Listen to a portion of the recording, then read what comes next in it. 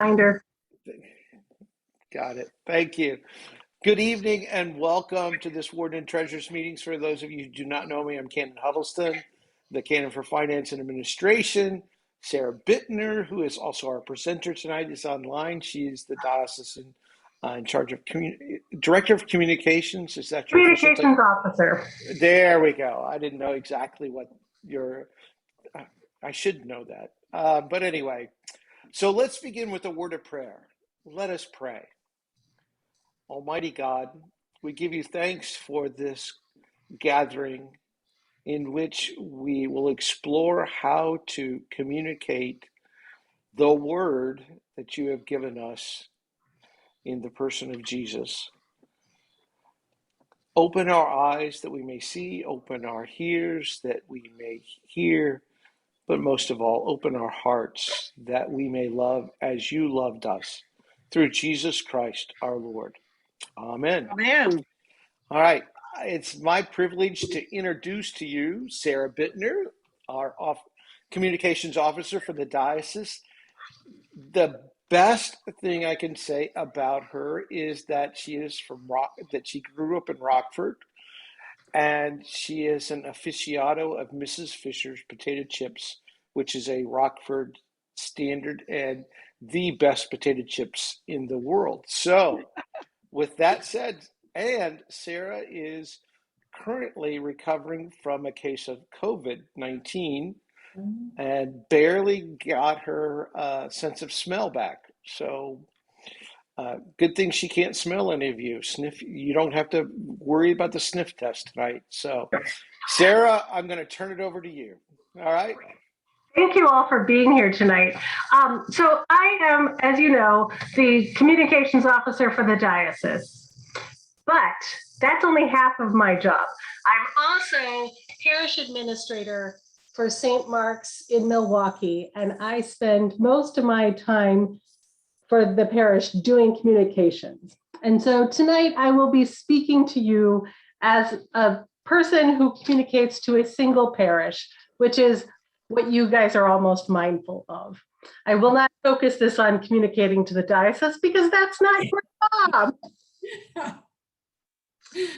Okay, I'm going to share a screen. If you have any questions along the way, message in the chat or wave and Kevin will get my attention.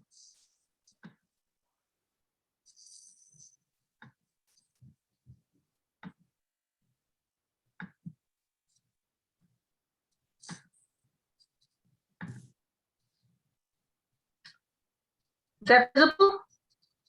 Yes. Okay. Tonight we will be talking about how to communicate effectively with your parish.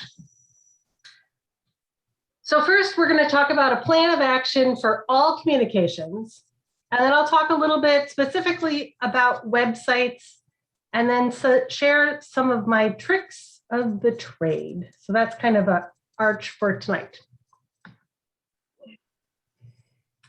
So the first thing when you are going to communicate something is to, in your head, figure out your purpose. Why are you communicating something? Are you communicating about upcoming events? Do you want to tell people what happened at the bake sale and share pictures and information about how much money was raised? Do you want to educate people about a saint? Do you want to introduce a new staff member? You know, there are lots of reasons why somebody would be communicating something. And before you figure out what you're doing, figure out why you're doing this communication. And part of this is figuring out what do you want to happen as a result of what you say. Do you want more people to visit your website? Do you want people to watch a video? Do you want people to give money to a cause? Do you want people to come to an event? Do you want to get better known in the community? There are lots of reasons why you would be communicating something. Know that before proceeding.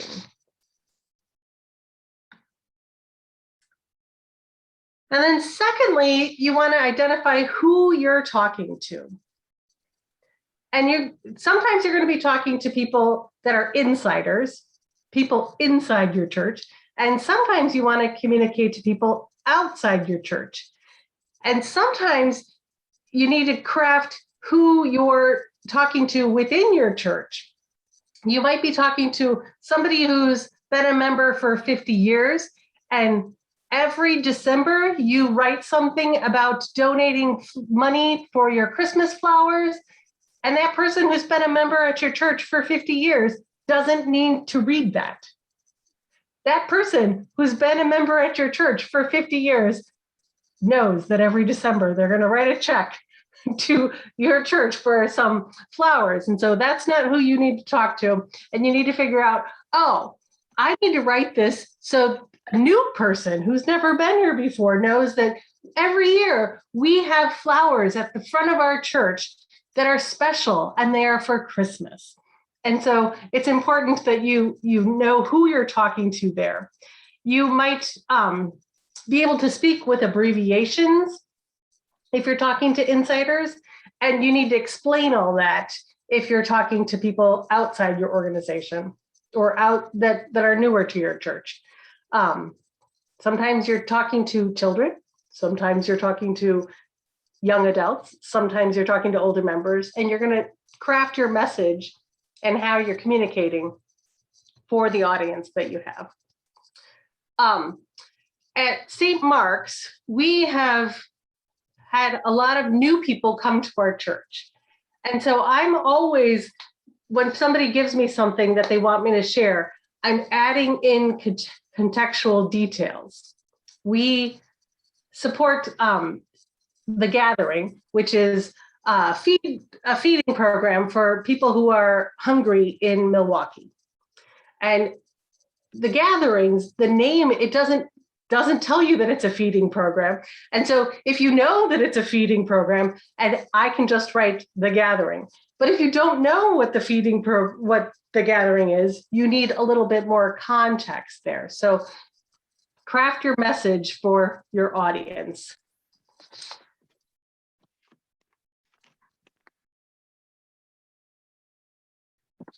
So we know why we're communicating something. We know who we're communicating to. It is now time to craft your message. So keep in mind your purpose, keep in mind your audience, and write what you're going to write for your target. You might want to be a real friendly, exciting kind of mood. You might be communicating that somebody has died and you need to be a little bit more somber and formal in your communication. If you are, trying to get teenagers to come to something, you're going to do more than just say, this is what we're doing, this is when we're doing, and show up. You want to finesse it a little bit more.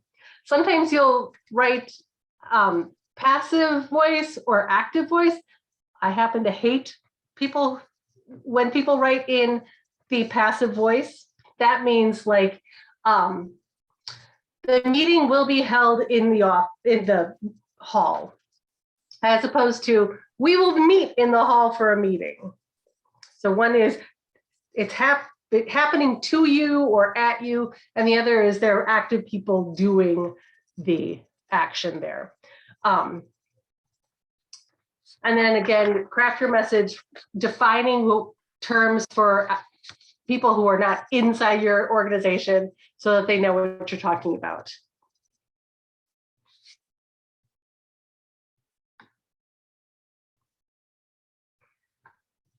We've got lots of communication channels. There's word of mouth communication, and that's, your priest standing up in front of church giving announcements. That's telecare ministry. I know that was something that we talked about a couple years ago, and I think that MEC1 was interested in doing this.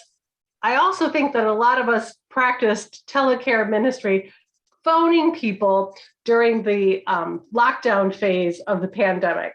So calling your other members, checking in on them, that's word of mouth communication. Your phone chain would also fit in under that. In print, you've got your bulletins, newsletters, posters, flyers, all of those kinds of things fall under print communications. Now, I would have said 2 years ago, not a lot of us are doing broadcast media, but now that is just not the case. People doing podcasts, live streaming your services. It could also be a radio show or a television show, which none of us are doing, but there's a few of us who are doing podcasts, and there are a few of us, a number of us doing live streaming. You've got your electronic avenues, so that's social media, your Facebook, Instagram, Twitter. You've got your website, email communication, texting, all of that would fall under electronic communications. And then you have advertisements like television ads or billboards or yard signs out front of your church. You've got lots of ways to communicate. I imagine every single one of our parishes are doing at least 5 types of communication, if not more. Lots of ways. The next stage is sharing your message. So you need to decide who's sharing your message. Is that, I do that a lot as the communications person. The priests do that a lot. Your youth director, your children's ministry head, all of these people are sharing messages, and you need to decide who is most appropriate to share which message. Plan when you're going to share your message. I send out a weekly newsletter every Friday. I subscribe to many of our diocesan newsletters, and they tend to come out on Wednesday or Thursday or Friday. I like to keep most of my messaging to the parish to the newsletter. So that means that I'm not sending out a lot of superfluous emails to the main weekly newsletter. Well, I'll send out special emails to the congregation if somebody has died. I'll send out special ones if there's a really big action that we're doing. But otherwise, I focus that to sharing it in the bulletin or sharing it via our weekly e-newsletter. Also think about how far in advance you need to be starting your communication. I got a month ago, I got a thing from Holy Wisdom Monastery saying, could you rerun the thing that we sent you in March about a date in October? Well, they shared this thing with me in March to share with the diocese. And I'm like, but this thing's not till October. There is no reason for me to be sharing this in March. Nobody is going to be hearing this message. And so I held on to it until the beginning of October. And then I shared it because it was most appropriate then. So think about when you want to share your message. James is currently sitting at Beaver Dam and having trouble with their connectivity issues. He is preparing for roadblocks that they're having. So always be aware that the communications might break down and have a plan of action for what you're going to do if the message doesn't go through or things like that. And then on just about every communication that I send out for an event, or if there's an issue that somebody might question, I always have a contact person. Give people what can I do if I need help with this kinds of things. I do that to Kevin a lot. I'm like, put in your contact information. I had that in there. I find that very important. And then after you send out your message, evaluate, how did this communication go? Did I get a bunch of clicks on? So when you send out an email via MailChimp or Constant Contact, you can see who opened the messages and you can see if they clicked on any of the links in there, and that'll tell you some level of success with your communication. Beth, who's in our room tonight, she got in touch with me because she didn't get the link for tonight's meeting. So I went into MailChimp and I looked up, and I can see on my end that the email went through, but she didn't get it. And so we've got a problem there. And I can see that she was opening up lots of other emails that I have sent her to like, is it in here? Is it in here? I can tell when you're opening, you can see that information and troubleshoot some of that. So you also want to evaluate how many likes something has. Kevin, yesterday, the day before, your senior warden, Randy, sent me a picture that Holy Communion is now a historical landmark. It's a historical registry. Yeah, we're on the historical registry for oldest buildings in Wisconsin. Yes. Old buildings. And so he sent me that, and I said, somebody needs to write me a little bit more on the context of this. And then, I forget her name. Carol? Somebody wrote. Kathy Cook.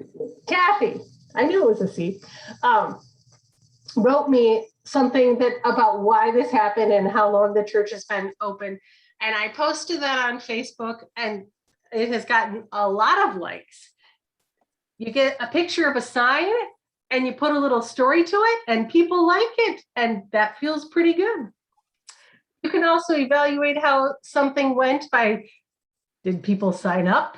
Did people show up? Did you have this event last year, and did you have the same results this year? Did you have better results this year? So figure out if your communication really worked to get to the audience that you would like it to have gotten to. Okay, so those are the 5 basic tenets. I'll stop there and see if anybody has any questions or comments about the basic rules for communication. Any questions that anybody would like to ask? All right. Debbie, do you have one? No. Oh, okay. All right. Okay. At St. Mark's, I'm currently revamping our website. So I've been thinking about websites a lot. And this was a tricky thing to contemplate doing because for all intents and purposes, our website functions. People find the information that they need to have. People are finding us. People are sending me inquiries through the website. They can find our calendar and navigate to events that are happening. So it's working, but it looks old and dated and not very attractive. So I'm currently redoing it and having a little bit of fun with that. So for your website, you need to determine what the purpose of your website is. Is it largely for your members to be using? Is it for potential visitors? Is it for community members? If you have a school or a preschool, is that connected to your website? Those are the reasons why you should have information on your website for your targeted audience. Most of our website is geared for visitors, planning your visit, where to park, who to see when you come into church. Do you have kids and you need to find the Sunday school rooms? All of that kind of stuff is on our website. Our members need to find the calendar. They need to be able to contact with us. Those are pretty much the uses for our members. But for our visitors, it's the primary purpose. On your website, you should show you at your best. Your best might be serving meals at the soup kitchen. Your best might be your children's Christmas pageant. Show what you do really well. Every single one of our parishes has worship. Every single one. Do you have really good music? Do you have really good, is your preaching series the most interesting part of your worship? Pick what makes you shine and really highlight that on your website. That really gives you a personality that shows who the character of your parish is. Evaluate if your website is meeting your needs. Do people call and are they frustrated with that? They're like, I can't find anything, or things like that, and use that as your guiding principle. And then the other thing to consider is, do you need to update your website all the time, or do you want it evergreen, which means the information is always up to date? Or do you say, next Tuesday, we've got our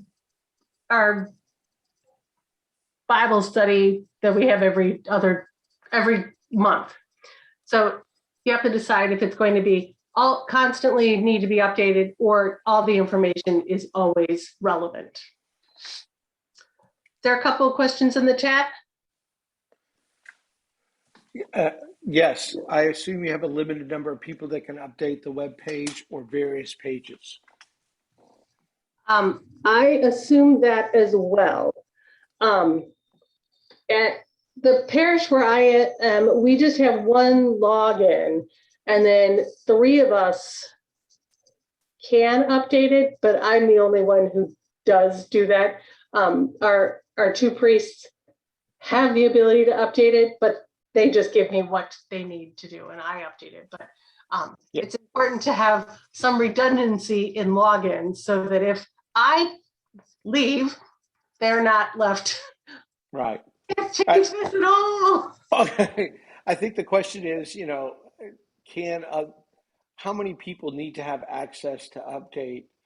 And I can say from like the diocesan perspective, Sara is the only one who can update. Now others of us have login information if something was to happen to Sara, so we're not locked out. But the guideline or process in our case is everything goes to Sara, and that way it makes it consistent, and that person knows, we all know that that information got up there correctly. Yeah, and Barb knows what to do if I die. She can do some things, but it's important to have consistent presence across your website. Correct. All right. My little thing went away. There it is. You went.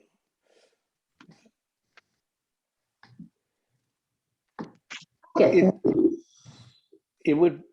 Sara, it may be helpful to tell people that we try to have a consistent communications policy, such that like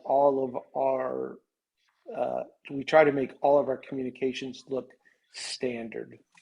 Like when you sent out earlier this week my email to the rectors, wardens, and treasurers about our difficulties with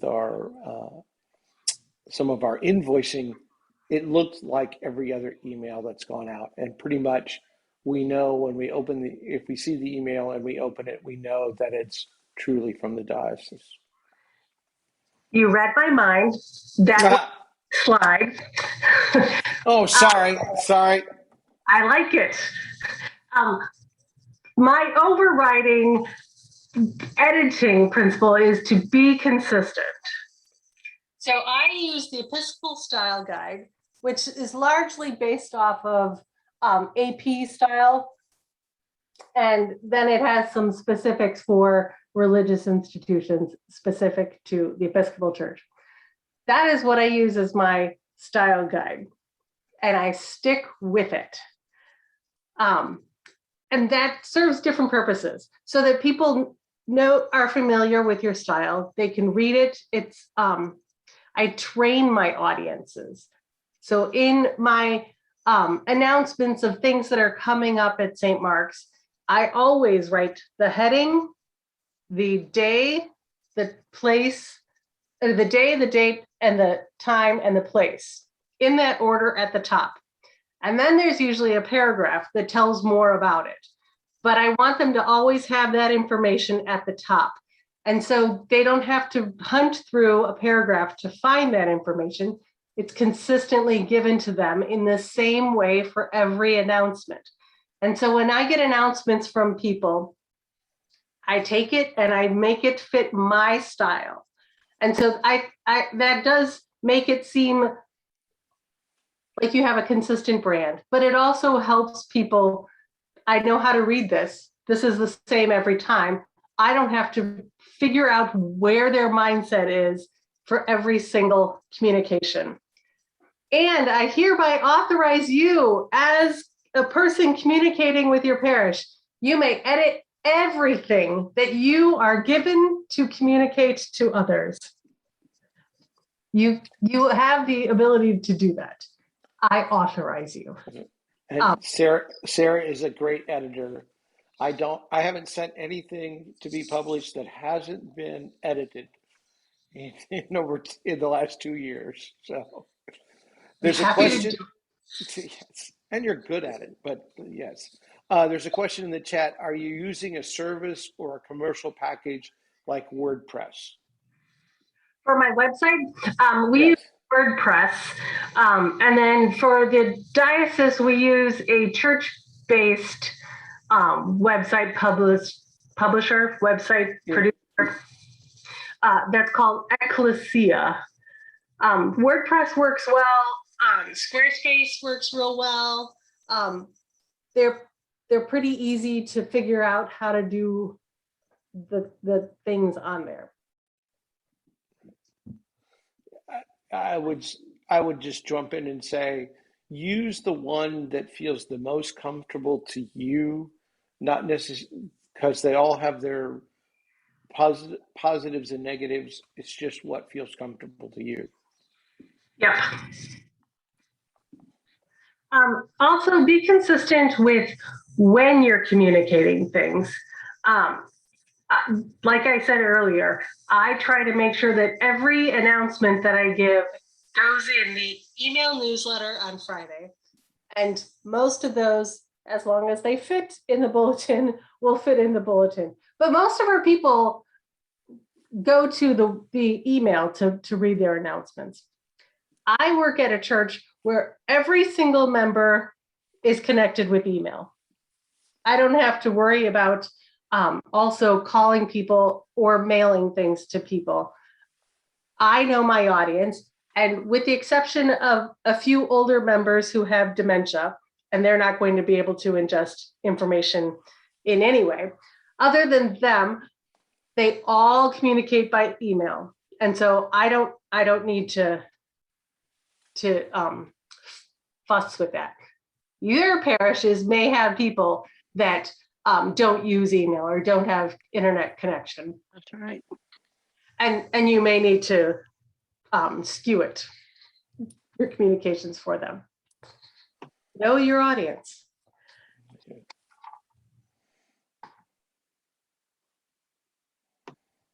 I use pictures a lot. I like pictures of our church doing things, or people like it when you share pictures of the church because they feel good about their place of worship. They really like it. And so they like to see pictures of the inside, or, your random office stuff that you're doing. People like hearing and making it personal. There. Use your own pictures. Find somebody in your church that's pretty good at pictures and have them just send it to you. Say, I don't care if they're good or not, just send me pictures. And usually they're pretty okay. People tend to think they take worse pictures than they actually do. It's also important you do not steal pictures. And you see a lot of pictures on the internet, and just because you can find find it on the internet doesn't mean that you can use it. That's stealing, and we're Christians. We don't like the idea of stealing. There are a lot of websites where you can find free to use images. These are a few that I use a lot. Pixabay, Unsplash, and Pexels are all websites that have lots of pictures that you can find. TechStock is specific to the Episcopal Church, TEC, the Episcopal Church stock photos. There aren't too many pictures there, but all of the pictures there are really good for us to use at our churches because they're taken by other Episcopalians and other people working for the Episcopal Church. I would recommend their stuff. Kevin. I just say that I have used Unsplash almost exclusively. They have some really good pictures. And I mean, I typed in for this Sunday, Christ the King, and they had some spectacular pictures. Yeah. And so there's a search bar, and you put in what you're looking for, and you'll get images based on your search criteria. I was looking for Advent wreaths. And so when I put in Advent wreaths, I got a lot of pictures of Christmas wreaths. Right. I want the Advent ones. And so I was able to get Advent wreath pictures better when I put in the Advent candles in the search bar. That got me better choices. But all these sites have lots of images, and they're all free to use. Absolutely. And you don't have to have licensing or anything. You don't have to attribute to the creator. I recommend them highly. Sarah, Yes. Question from Tom at St. Paul's Beloit. If you're sending out information to parish with old and new members, do you write the information to the new members? That is my default. I do. I write it. I think about who are the people who don't know what I'm talking about. And I try and craft it for the newer people. So I'll make sure that I define what the gathering feeding program is when I write that there. I think that makes it seem more friendly and approachable. If you're new to the church, you're not going to want to ask, you may be reticent to ask questions that most people know. And I think that you can eliminate that feeling if you just write it for the newer people. Last week, our head of our flower guild wanted to know what she should write for Christmas flowers this year. Normally we have envelopes that go in the bulletins that have slips that people fill out. And so we're doing it a little different this year. And so I told her to write it thinking about the person who's new to the church and doesn't know what our Christmas display looks like and doesn't know what this money is going to buy if they choose to donate, and when they'll see that. You know, if you're newer to the Episcopal Church or the Catholic Church, you know, you're more liturgical based churches, you might expect some Christmas stuff and Christmas flowers on December 12th. Now, in the Episcopal Church, we all know that you're not going to see Christmas flowers on December 12th. You can come back on Christmas Eve and you will see them then. But if you don't know that, you are going to be sorely disappointed that I gave money and I haven't seen a Christmas flower yet, and it's December 18th here, people. What is going on? So, yes, I would craft your message that way. Glad you're not passionate about that, Sarah. Not a bit. And then another thing I do a lot is creating graphics to go with my communication.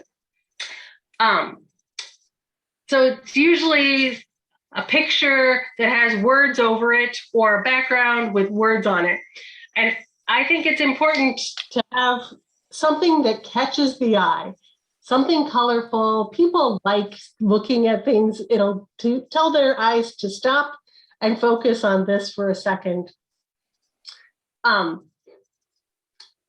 I don't want all of my message to go in the graphic. I want the graphic to kind of draw people to some accompanying text. And the purpose of that is that if you have anybody with low vision, they can't read the text, or we had a blind member at St. Mark's, and their vision tools can't read pictures, but they can read text to them. And so having everything written out is very important for anybody with low vision.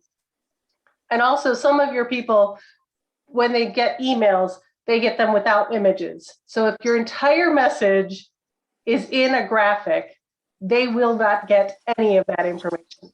So I always think that your graphic needs to just highlight, amplify what your text going along says. These are the two sites that I use most often for creating graphics. Canva, which is what I created this entire presentation in tonight. There's a free version and a pro version. And you as a church non-for-profit can get the pro version for free. It's a pain to get authorized at that level, but it is worth it. The free version is very good. The pro version is phenomenal. Yeah. I was just going to say, in the pro version, one of the things that I found the most useful is if I'm doing a graphic, you have the ability to resize it. So you create a poster and then you want to make it a postcard, you just click on resize and it immediately does it perfectly for you. It surely does. And that's also another thing that you need graphics of different sizes for different media. So and Facebook event banner is shaped like this, but a Facebook post should be shaped like this. And an Instagram story should be shaped like this. And so they all have little quirks. And if you have the pro version of Canva, you can create one graphic and then just resize it. And you may have to finesse it a little bit, but it's very simple to do once you finesse. And then Spark, which is from Adobe, is another one that I use frequently for creating graphics. And there's a free version of that. If you do the Creative Commons Adobe suite, you're automatically in the paid version there. But they're both very easy. You do not need much training at all in being a graphic designer in creating things that look great. You can create something using templates, and then you really have to think very little about it. You pick something that you think looks good, you put your information into that thing that already looks good, and you've produced something that looks pretty fantastic. It's a lot of fun to play with. I enjoy that quite a bit. So if you wanted the pro version of Canva, I needed to go to the treasurer's office from the Episcopal Church, and they wrote me a letter. And with that letter that I submitted, that was what I needed to get the pro version. Well worth the time. And then any questions? Feel free to unmute yourself and ask questions.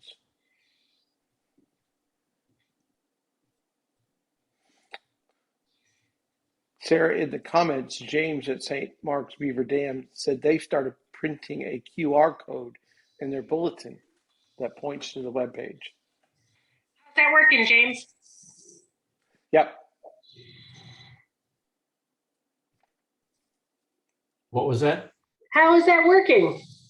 I don't know. I just know it's there, and a number of people thought it was interesting.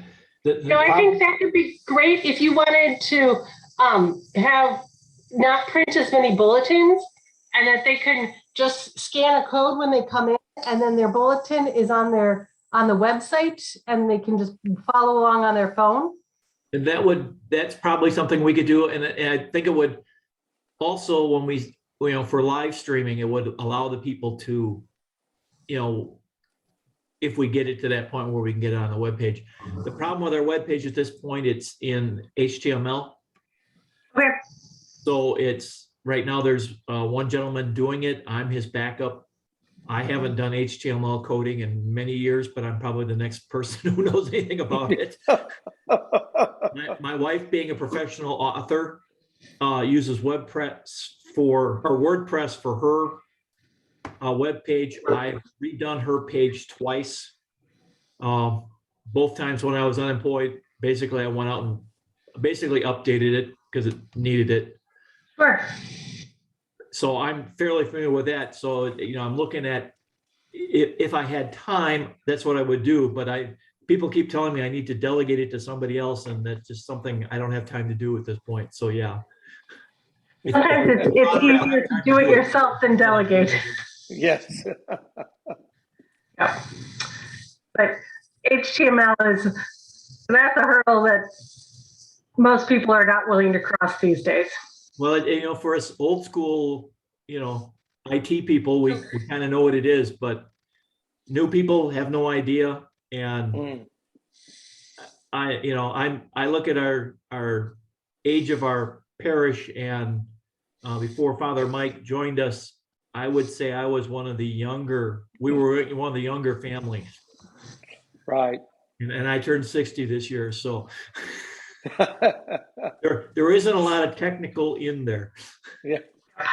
Yep. And so your parish, you need to be mindful of people who are not using electronic communications. We actually have, I think, between 3 and 5 families that don't have internet. Yep. Wow. The fact that we have a weekly newsletter going out doesn't do them any good. We have to print the monthly newsletter and hand it to them in church, or mail it out to them if they don't show up. But we finally, because of the pandemic, we finally added a spot where we can pay our pledge online from the webpage. Awesome. Is my biggest win from this year, Kevin, is getting a donate button on the diocesan website. I've been fighting for that. You're welcome. Yes, that's a good thing. And so this week we were working with the president of the standing committee on communication about the Haiti project, and they're collecting money for that. And so talking with her how to get people's money, and I'm like, our website is built for this. It's already on our drop down menu. If people want to donate to the Haiti project, it's very easy to do. Yeah. It is. It's interesting with that capability, because there are a number of families that do it online. In fact, mine is one. But I'm also a counter, and when you do the weekly tally, and it's like $1,000 or a couple $1,000 less than it was before the pandemic, and then the treasurer says, "No, we're making our pledge because everybody's paying online." We just don't see it in the usual. You don't see it. Yeah. Well, if the study It's going showed, to go more and more toward that way. the studies, the research shows that people under the age of 40 pretty much do not carry cash. And so if they're going to give, they're going to do it electronically. My next push is to get text to give, not just a drop down button, but text to give, where you text a number and you put in your amount and it comes right out of your bank account into my coffers. So you're looking at like Zelle or Pop Money or something? Yep. Yeah. I work for a bank, and they currently have Pop Money, but we're switching to Zelle. Yeah. Zelle's much easier to use. Yeah. Doug, you got your video changed. Yay, Doug. Only took me how many meetings, but we got there. Tenacious Doug. I know. Any other questions?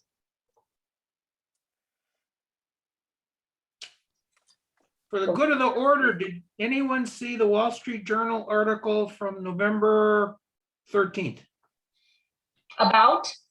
It had to do with the declining participation of on-site attendance, especially with younger people.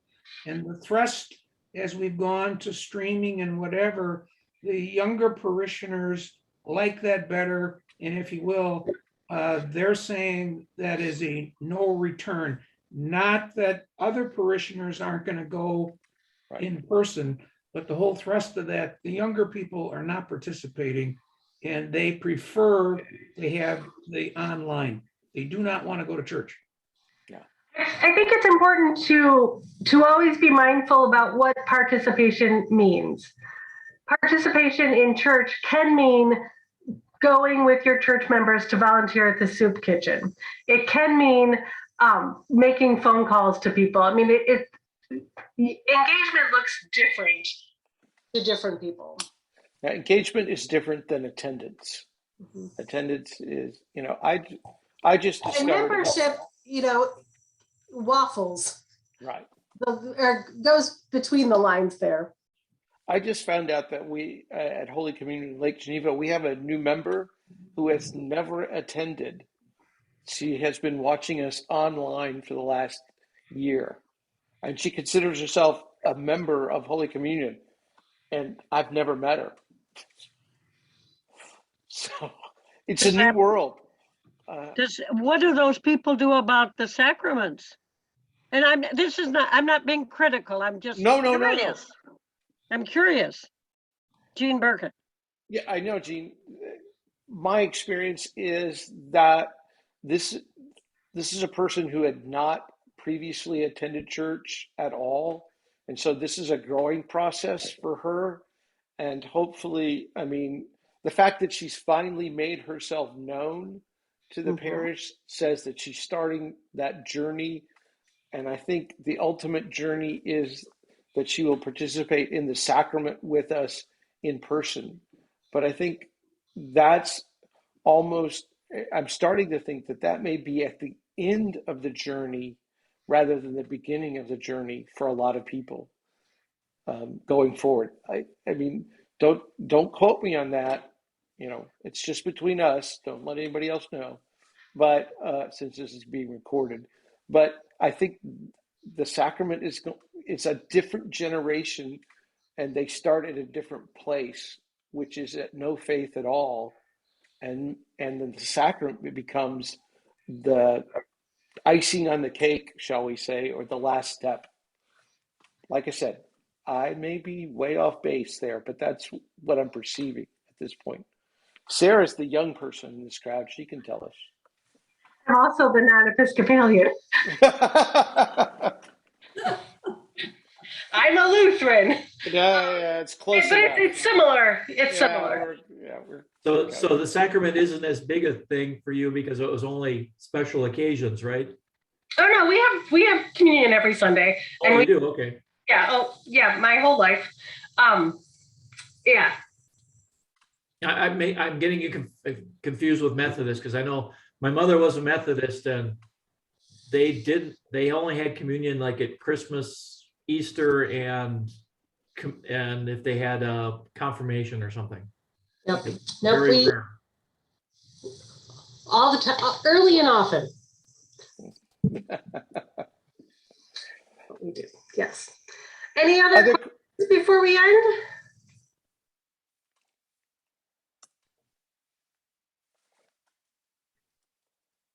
Just a reminder that we will have a meeting in December 16th. Jill Heller will be here to talk about planned giving for your parish. And I think she'll be I would encourage you to talk to your wardens and treasurers specifically to be here for this about long-term planned giving, putting in your will, those kinds of things, but also pass on to them that one of the overlooked avenues for revenue in the coming months is for those of us who have accounts where there's an RMD, a required minimum distribution. though it helps you on your taxes if that money goes to a nonprofit rather than you take it as income. So my experience has been most people don't think about it. Most parishes don't think about it. But if you ask, if you send out just even a simple letter reminding people that they can give their RM, their required minimum disbursements to the parish, I have been, let's just say that I've been pleasantly pleased to pay off one of our loans from a previous parish because of an RMD. So it's a possibility. Just keep that in mind. And Jill will talk about that next month. Also note, I understand zero about money and finances, and I find Jill a fount of knowledge that I can listen to very easily. Do come. Exactly. Do come. Thank you all for joining us tonight. Thank you. No, good Thank job. you all. Have Have a a good night. happy Thanksgiving. I'm Thanks. waving. Bye. I'm waving Yeah, have a happy Thanksgiving. to all, Thank and you to very all a good night. Night, and to all a good night.